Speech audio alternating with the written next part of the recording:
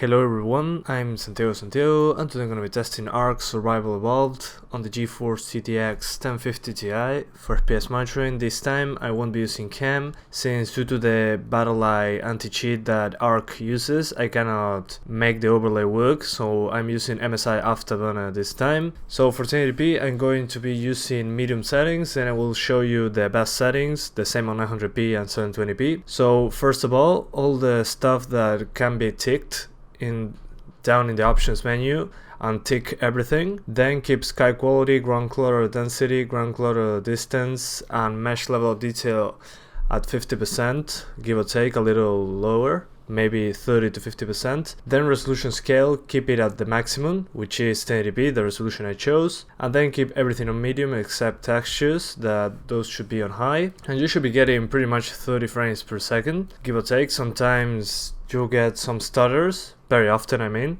and well, the game doesn't look particularly good with this configuration, but if you want better visuals, you'll see that the shadow distance is very low. In order to improve that, just enable distance fill shadowing. The problem with that setting is that it will kill the frame rate. It will be from 30 to 20. So if you want to use better settings, you have to lower the resolution scale. The resolution scale is the internal rendering resolution. It's like lowering the resolution, but the window size is the same, so you're actually just playing at a lower resolution. People on the 750 Ti told me in the past, hey, I can run it at 30 FPS high settings on 1080p. No, they were wrong. They were using a lower resolution scale, but the shimmering in the game is much more noticeable. So it's just a trade-off. If you want better quality, you have to lower the resolution, since this game just uses too much GPU, so keep that in mind.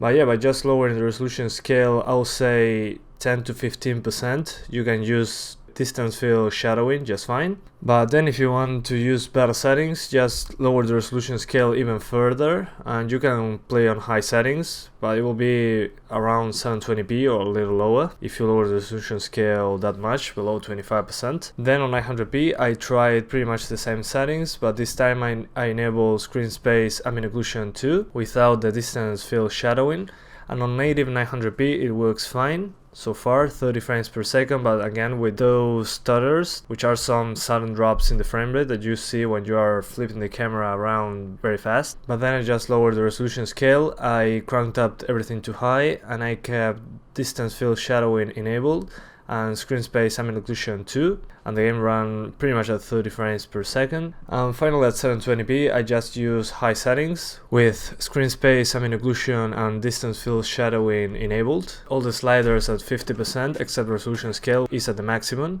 which means 720p. At native 720p you can actually play on high settings with distance fill shadowing. And yeah guys, that's pretty much it. I hope you keep enjoying the video. Thanks for watching, and see you next time.